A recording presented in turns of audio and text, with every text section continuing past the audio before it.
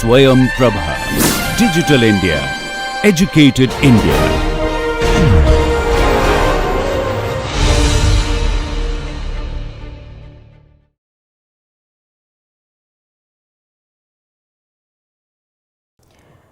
Hi, so welcome back. So where we stopped in the last class was looking at the pressure, right? The pressure derivative or pressure gradient, right? In a boundary layer which we are considering as turbulent, right? And this is where we had stopped, right? And we said that if you basically the pressure gradient in the x direction, in the actual direction, is essentially the mean pressure gradient on the x direction, and we found that that actually is equal to we define something as Pw, right? So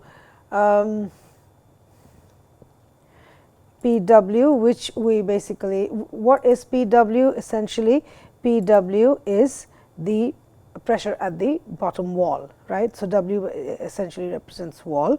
So yeah, well, I haven't written that here. So essentially Pw is essentially the so if you see here, okay, so mean pressure gradient, okay, across in the x direction is essentially the pressure gradient of the wall pressure, right, gradient, and this is uniform across the flow, and which is what I was looking at here, okay, which is what I was looking at here. So that is constant over a particular x, okay. All right, now so we started doing that using the x momentum in the y direction. So we looked at this equation. We started looking at the mean momentum equation in the y direction. From there we got information about the pressure gradient. So we're going to use the same thing, right? And now, so we got this sort of information. Now, what we'll do is we'll take the mean momentum equation in the x direction and talk a little bit about shear stress. Okay, all right. So let's do that. So there we go. All right. So we're going to talk about, say, mean momentum equation.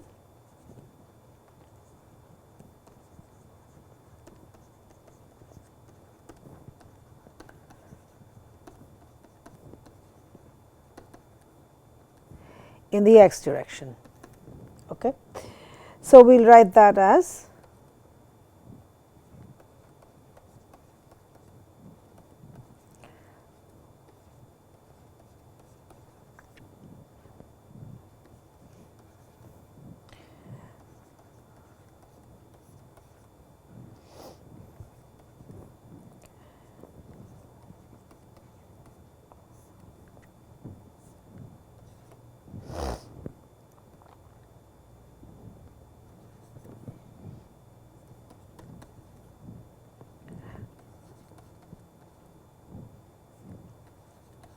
so I'm writing d here instead of a partial, right? That's because this is a gradient.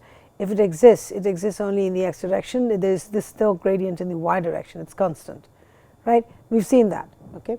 So that's what we sort of did with the y momentum equation. That's what we showed in the y momentum equation. It's a uniform pressure gradient in the y direction, and this is for a turbulent case. If it's a laminar boundary layer, then actually it is 0.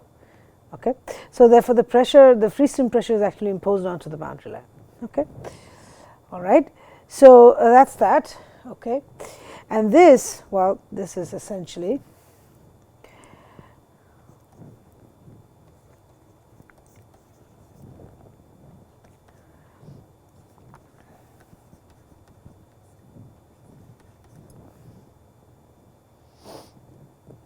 okay, that where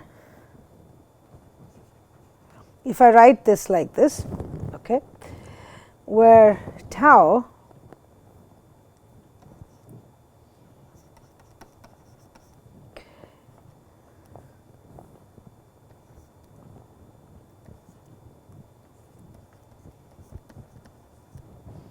right?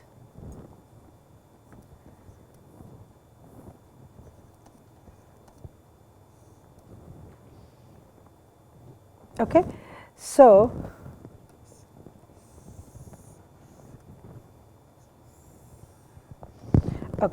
essentially, so I took these two terms out here, okay, and also I replaced this by this. This is also something that okay, I haven't proved this, I guess. So this is central line velocity, and you can actually prove this. The pressure gradient is actually equal to this. So this is fine. Okay. All right. So now the tau is what I did here. Okay. So this is the term, right? This is the term. So I can also write this, right? I can also write that as nu del y of, right, minus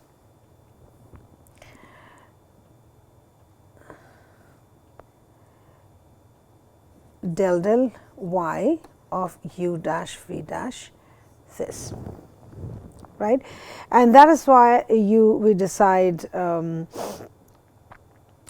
we actually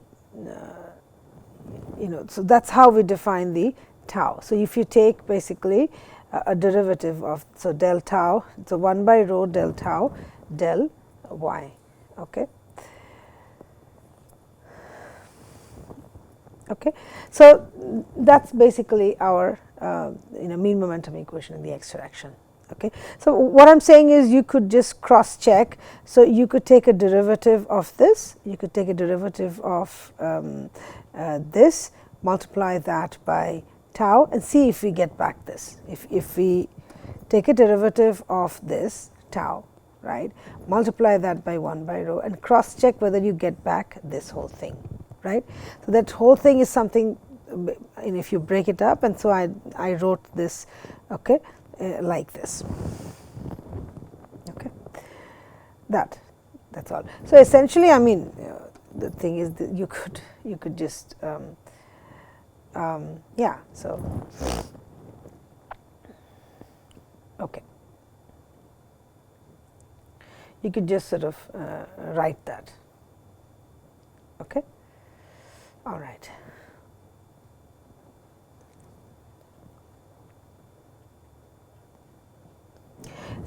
So this you could do this. Okay. So you could sort of do this here.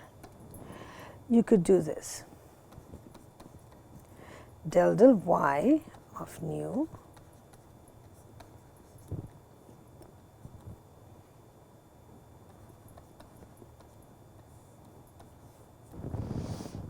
isn't it, that, okay, and then you multiply both these terms by a rho, so that you multiply this by 1 by rho, right. So see if, so then what you see is that this term, right, is actually equal to this. So this is actually equal to tau. Okay. So then 1 by rho del y of tau is this term. Okay. So you can just cross check that essentially. Okay. Now let us look at this. Equation should also mean something, because we are just putting expressing a physical phenomena in with equations or mathematically, so that we can calculate, we can design, we can build things, right. So equations are not just mere numbers or variables put together. They should mean something, right. So, and I make sure that I understand, and some of the math can actually get to me, but at least I need to understand what is going on there. Okay, it takes a while, it takes work, but you should sort of try to do that. Okay, my suggestion is you should try. Okay, so now at the wall. Okay, now let's look at the wall. What happens at the wall? Okay, when I say at the wall, I basically mean that at basically y is 0. Okay, so we're looking at basically the flow across a boundary layer, or flow on a flat plate, right? This is my y, this is my x. So this is that y is equal to 0, right? So at the wall, that's what I mean by wall. So y is actually equal to 0. Okay. Now, what happens at the wall? Well, the convective terms will be 0 because the velocity itself is going to be 0. Okay. Now, at the wall, so therefore, okay, let me sort of write that down again, or what? Okay.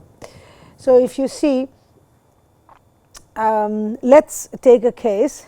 Okay. So let's take a case. Let the pressure gradient, right, also to be equal to 0. Let that be 0. Okay. But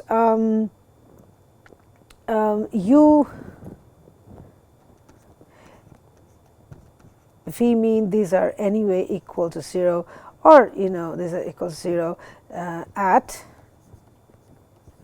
right, that is at the wall. Okay. So what you're essentially then, what you will be on the right hand side, if you see, right. So what you are, so pressure gradient is also 0. Okay. Now then what do we get? Okay. Center line velocity, well, del u naught del x, that's anyway going to be, okay, actually this is, sorry, I made a mistake. Okay, so this is actually the free stream velocity. Okay, free stream, well, which in this case is the center line velocity. So I think that is okay. Sorry, what I wrote earlier is fine. Okay, this is okay. All right, fine. Now, so if I look at this equation, the momentum equation, so I'm looking at the equation here. Okay, so 1 by rho del tau del y, which is fine, right.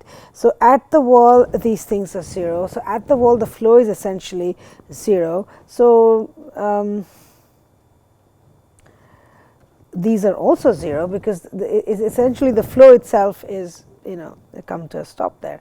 So that term will also go to 0. Okay, and of course, this. Okay, then. How does this, and this is of course the central line velocity, which again at the wall this, yeah, so what does that mean at the wall? At the wall it doesn't mean anything, right? Okay, so the convective terms basically are all 0, okay, at the wall. So at the wall anyway there is no, this is anyway central line velocity or something, right? So u naught is essentially u free stream. Okay. Okay, I think I'll have to cross check that. Okay. Now then what happens here is that, so therefore what we can say here is that nu, okay, that is at y is equal to 0. Okay. There are no other terms here. So that is equal to, that is that y is equal to 0, right? And the left hand side, as you can see, is equal to 0. So all of that is equal to 0. Okay. So in that case, now what we had written earlier, okay, what we had written earlier is that right. So what we had, okay. Now from previously what we had done is that this del 2 y bar del y 2, right. So del 2 y bar del y 2. Oh, okay. So at the wall this is equal to 0. Okay. Right. Now if at the wall this is equal to 0, okay, then let us say if at the wall this is equal to 0, okay.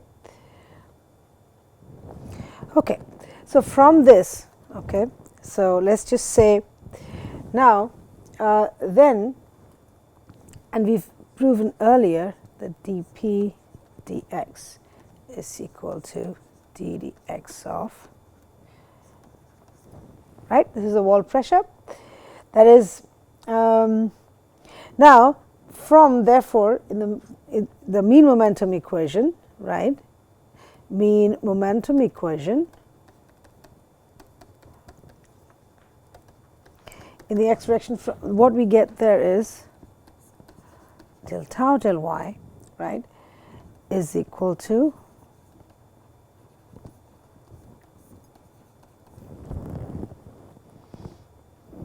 right. So I'm going to call that as, well, equation 2, whatever. So I don't know if I wrote that as 1 yesterday, okay, in the last class. So dpw dx, okay. Now, so the inference here is there is no mean acceleration, there is no mean acceleration, okay.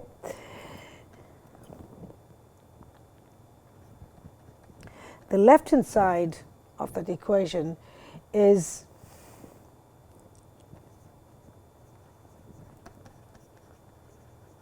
cross stream shear stress, okay. So cross stream shear stress gradient, and the right hand side is axial normal stress gradient, normal stress gradient. What am I talking about? So the left hand side is this, right, the delta. So this is the cross stream shear stress gradient. Cross stream meaning, so this is a shear stress which is basically when you consider the flow to happen in layers, and that is the stress between the layers of fluid as they try to move over each other, right. That's the shear stress we're talking about. So that is a shear stress which is, varying across y direction, right. So therefore cross streams, the stream direction is x direction, so this is cross stream, or in a direction which is normal to the actual direction or direction of flow, what have you. So cross stream shear stress gradient, and the other is the axial normal stress gradient. This is the right hand side. So this is the wall shear stress. So axial normal stress basically. So now this is the pressure which is imposed onto the boundary line, right. So this is what we part for here. So furthermore, we can write a little bit. Now tau here is a function, right. Now let's just say from here, tau is a function, okay, of only y, right, and pw, right, is a function of only x, right. So if this has to be, so if this is really true, right. So essentially if this really is going to hold, then this is going to be a constant, right. This is going to be a constant, and of course wall shear stress, right. So therefore, yeah, well, wall shear stress T at y equal to 0 is tau wall, right, which is equal to, yeah, so that is essentially, we can call that as tau wall, okay. Now wall shear stress, okay. Now the wall shear stress, which is tau wall, right, and the viscosity, right, these are important parameters. So tau wall and the viscosity, right, viscosity is important parameters.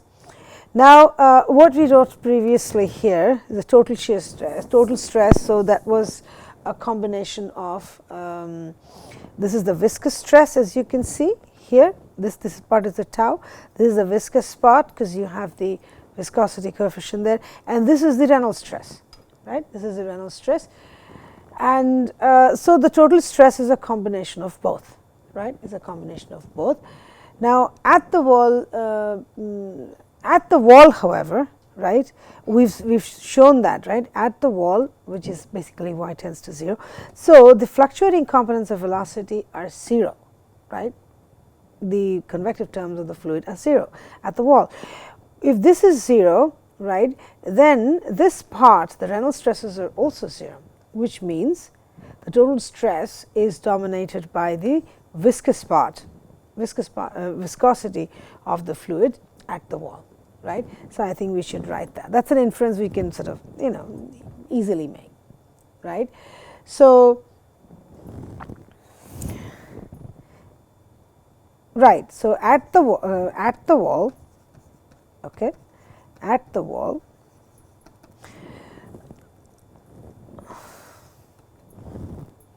shear stress, okay, shear stress is entirely contributed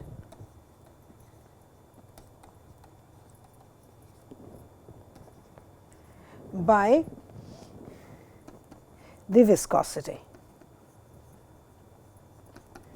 right. And so, right. So, it's at the wall, the shear stress is essentially totally due to the viscosity, right.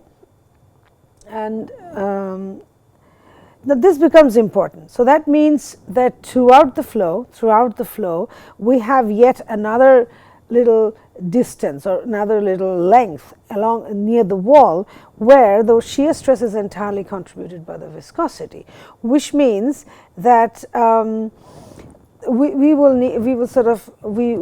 would help us rather, right, to define different length scales and velocity scales for that region, right. So, and which we will use, which will pertain to only that region. So, which is what we will proceed to do. Okay. So, essentially when we wrote, so we started out with the mean momentum equation, right, in the x direction and y direction, and then we wrote down this equation, and then we saw that this is tau. Now, this tau is nothing but the total stress, which is contributed. There is a viscous contribution and there is a Reynolds stresses, but at the wall this is going to go at the wall, basically this is also going to go to 0, right, the Reynolds stresses. So, this is entirely contributed by the viscosity, right. So,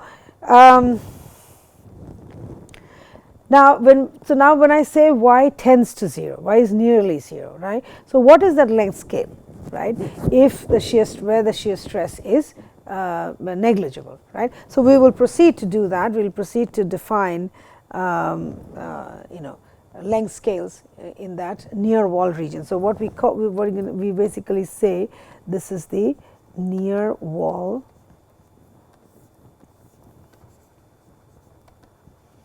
region. It's a near wall region. Okay. So, we have something called a friction velocity.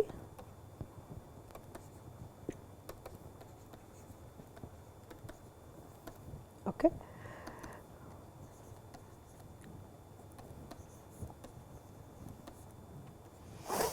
This, right. Then we have a viscous length scale.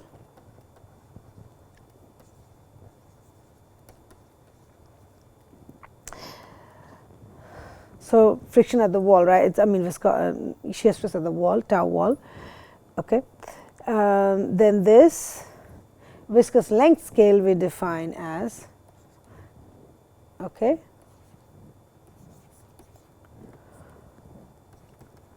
so this is essentially equal to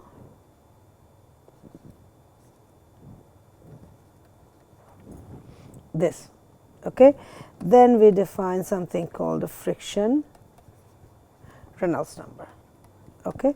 So, R E tau is equal to U V, sorry,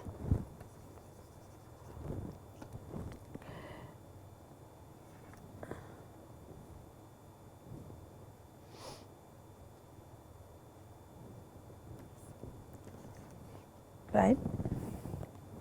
So, this I can write as U tau. This thing is equal to, as you can see. So, if you can from here, if you see, right. So, nu 1 by nu, okay. So, I can use this from here, okay. Or you can, okay, actually not that. Okay, so you can actually see from here. So this one, okay, this one, and this, if you see. So u tau I can replace by nu by. So from there, actually, I will write this is equal to. Okay, that is actually equal to delta by delta v. So if you see u tau, okay, this one this is equal to nu by delta v. That's all I did. So therefore, that cancels out, and this is what we get. Okay, I'm just not writing it. That's all. Okay, so now, so that's that. Okay, this is interesting. The Reynolds number is actually equal to the a ratio of the bundle thickness to the viscous length scale. It's interesting, right? Now, distance from the wall, okay, then distance from the wall, okay, measured in viscous lengths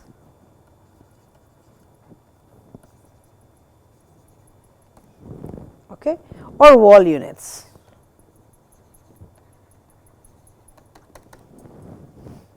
Okay. So, which is that equal to, okay, I can do that, and that again is equal to right. So, u tau into y by nu, that's also equal to the same. So, this is distance from the wall measured in viscous length or wall unit. So, I call that as y plus. Okay. So, now we come to something which is called the law of the wall. Okay. So, we are going to write that the law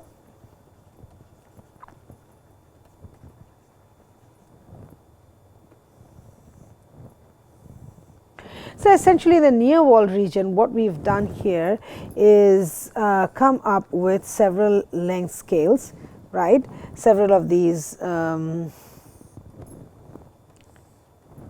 okay, several of these length scales, right, which are applicable in the viscous portion, right, of the boundary layer, right, which we are defining as delta V. Okay. What does the law of the wall say? Okay.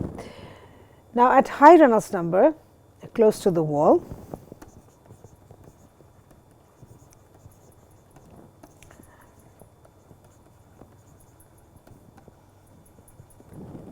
right. So, which is essentially saying y by delta, right. There is an inner layer, right,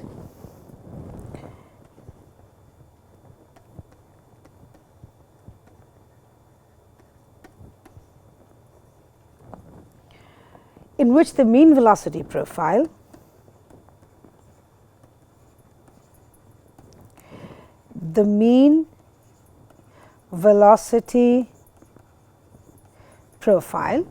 okay, is determined by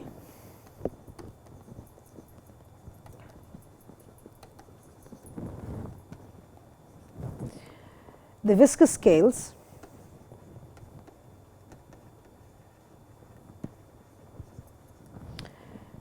independent of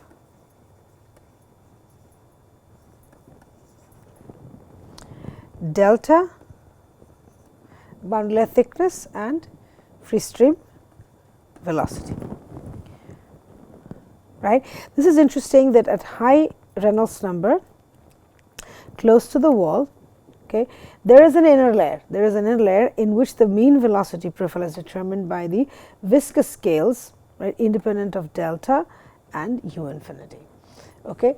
Now, this was actually proposed. This was actually proposed by Prandtl in 1925. This is credited to Prandtl in 1925.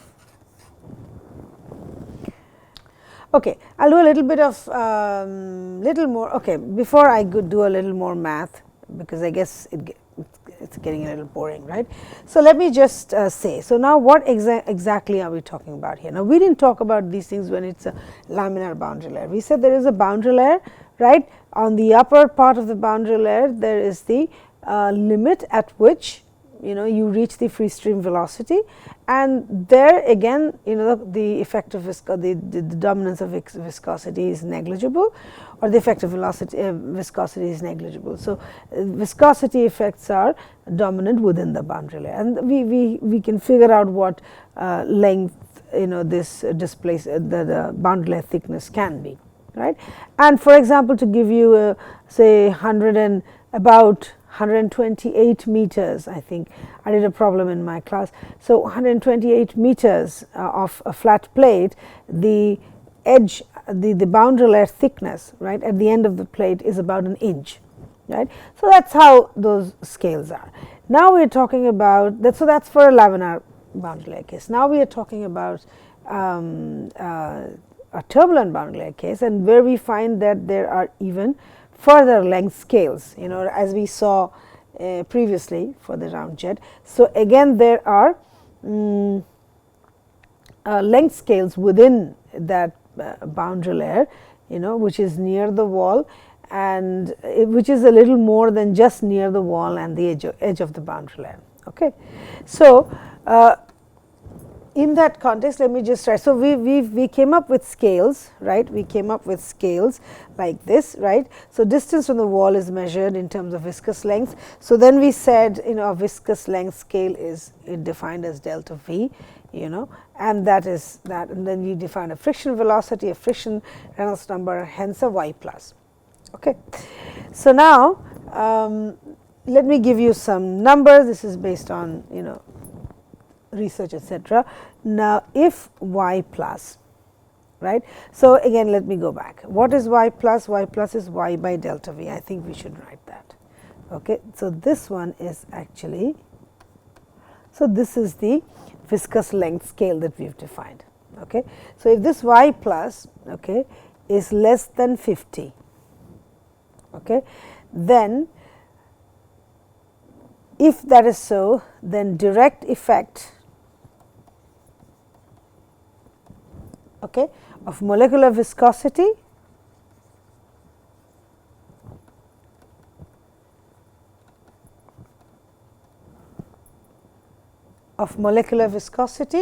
on shear stress.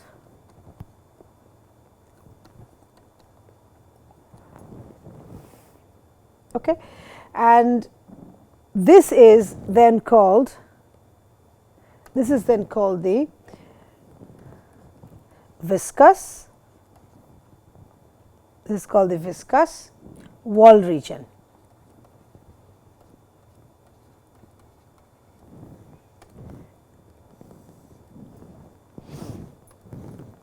Okay. Again, if Y is greater than 50,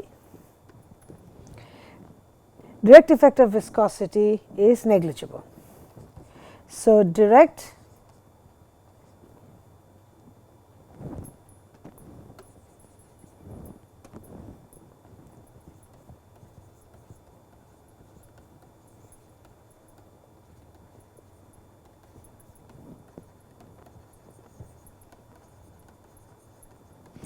direct effect of viscosity is negligible, and this layer is actually called the outer layer.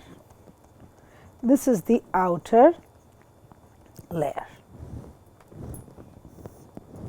Okay.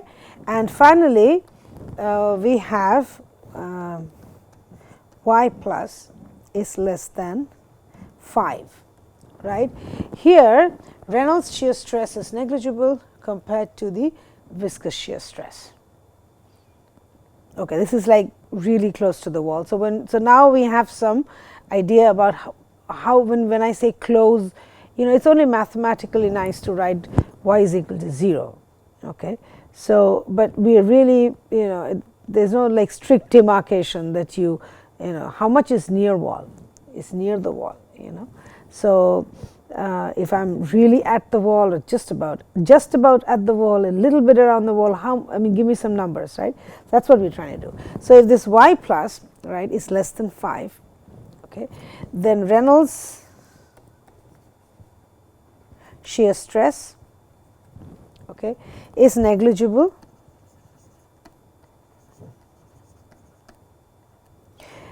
right, and the viscous shear stress dominates. So viscous shear stress is dominant, right, and this is essentially called the viscous sublayer.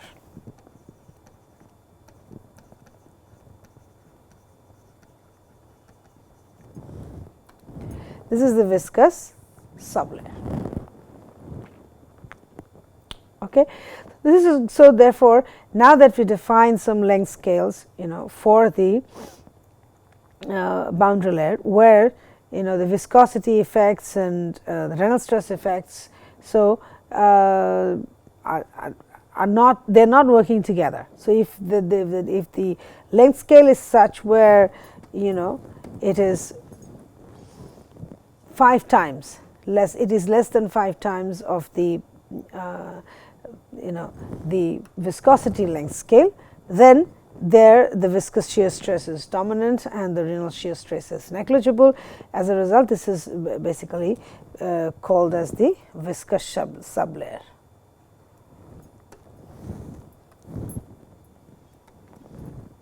Okay, all right. So now let us do a little bit of math. Okay, let us do a little bit of math and let's see. Now, as we've been discussing, so the parameters which completely sort of define the flow, right? So parameters that define the flow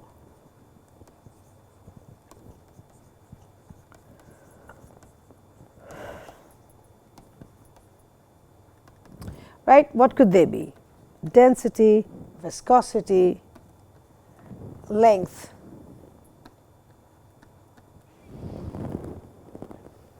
right? And let's just go back. So this is your u tau, right? So these are things which basically define your flow, right? So now let us just write. Let us just come up, okay, with a function which looks like this. So let us say that. Okay, so let's just say, so because this is needed to understand how the stress is behaving, etc., near the wall. So if at different length scales, so that's what we are trying to sort of do here. Okay, so we're going to write this. I'm trying to develop this in such a way that I can actually include sort of all the cases in one equation. So because here what is happening is, so if you look at the equation, here, yeah. So if you look at this equation here, now that I have a tau here, okay. Now this tau, however, is a combination of both of these.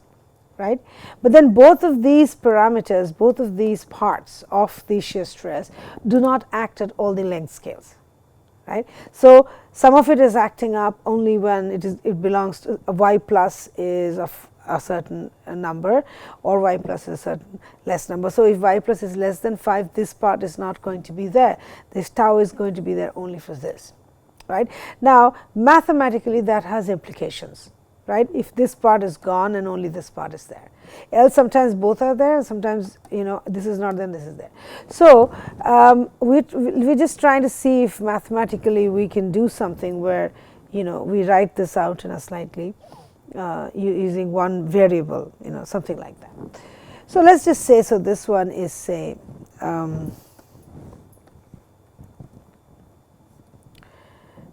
by y, and let's just say this is a function, right, which is this, or y plus essentially, right. So, let us just say this is this you know, it's just a non-dimensional function, that is all. Okay. So, this phi 1 is a non-dimensional function.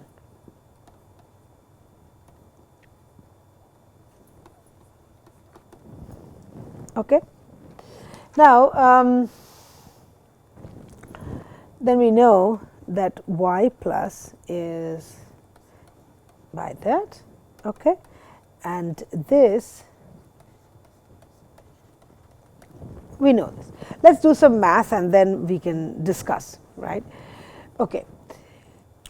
So, this equation, so therefore, now then we write this as, so d dy, okay, u mean, right.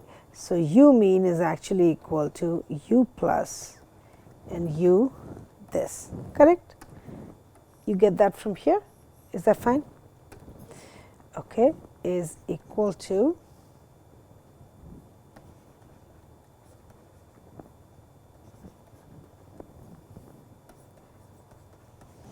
right. So, this is essentially from here. So, I replace y by this thing by y plus, which is what I get here. Okay. So, then we just take the derivative. So, let us just say this is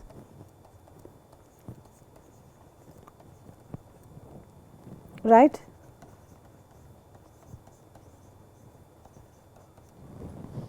Okay. This is equal to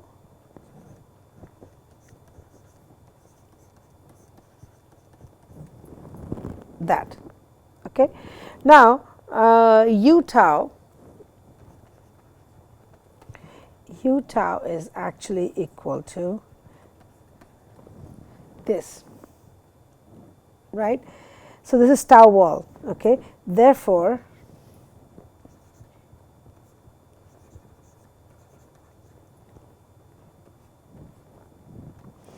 is what? Is equal to 0, right. So, we are taking the variation of tau at the wall, tau at the wall. This is actually equal to basically taking the d dy of tau wall. So, tau wall is equal, this is equal to 0, right. Tau wall is a constant value.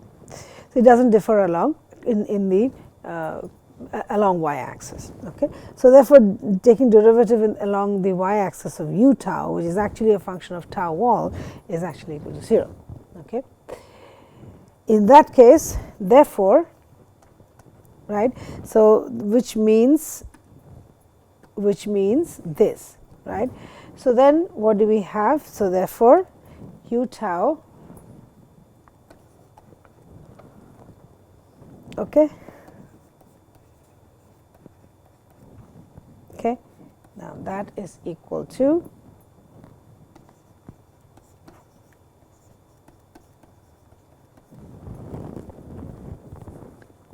this, okay, or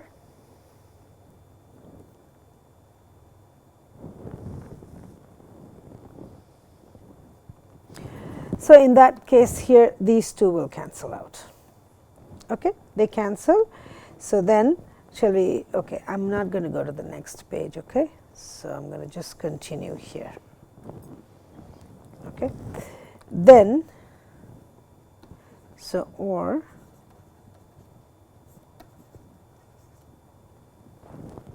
right,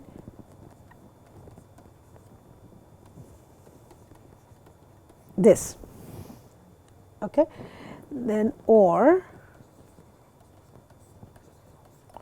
y by delta phi, okay, is y by delta phi, okay.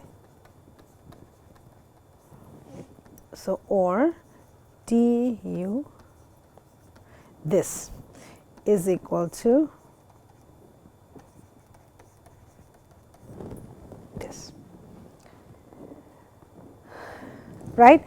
Now, that is an important result. That is an important result. Okay. Now, then let us integrate it. So, then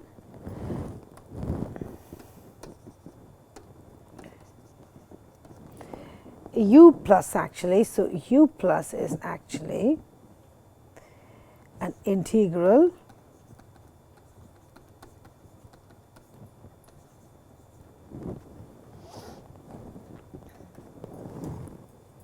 right, and this is something that I am going to call as function of the wall, which is a function of this. I am going to just call that as, this integral, this whole thing.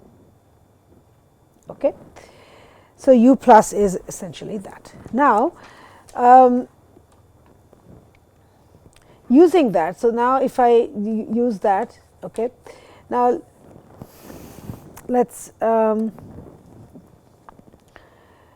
look at the viscous sublayer.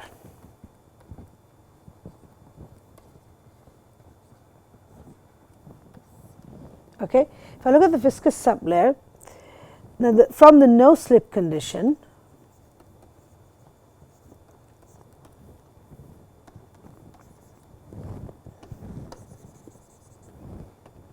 now u, okay, at y is equal to 0. Right, this is the mean velocity at the wall, okay, viscous sublayer, which is equal to 0. Viscous sublayer is, let's go back. Where is the viscous sublayer? So this is the viscous sublayer. This is the viscous sublayer, which is this, right? So where y plus is essentially less than 5. Okay. Now in the viscous, so now we're talking about the viscous sublayer. So no slip condition, right? Which means that this is equal to 0. Okay. Now this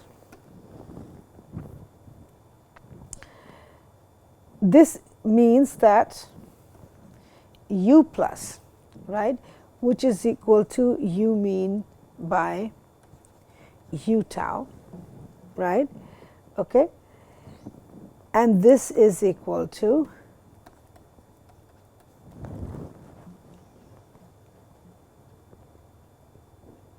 right. So this actually again, so if I go back to the previous thing, so if you see this, what is u plus? So what is, so this is your u tau, okay, this is your u tau, okay, so and this is your y plus, okay, so this is essentially the relationship. Might want to cross check that, okay. So if the no slip condition is equal to 0, it essentially implies that u plus, right, so u plus, which is the mean velocity by this, and which is also equal to Fy, okay. So this is also equal to 0, right. So this is also equal to 0, okay. Now we wrote down what is f, so the f is essentially this function, okay. Now let's just say take a Taylor series expansion,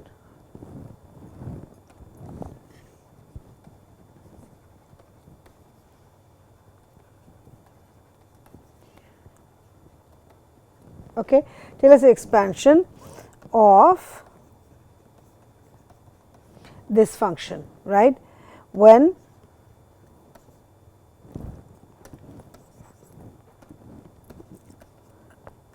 is small, right. So then f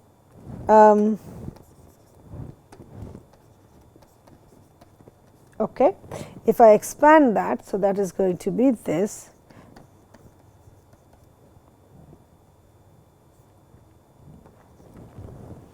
etc. Okay. So then if, right, this, then which means that now f w y plus is actually equal to y plus if I ignore the higher order terms, which means so if I, which means this, right, this is basically ignoring higher order terms, okay. So essentially f w, right, this is equal to 0. Now that So, Fw y plus is actually equal to y plus. Okay.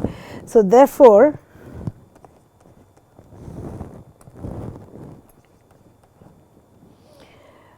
u plus, okay, is equal to Fw y plus, right. Now, at the wall this is equal to 0, which is fine, right. So, at the wall this is equal to 0. Now, this u plus is this, right, and that is actually a, so which is actually a linear relationship. So, this is essentially a linear relationship, right. So, u plus is actually equal to y plus, right. So, then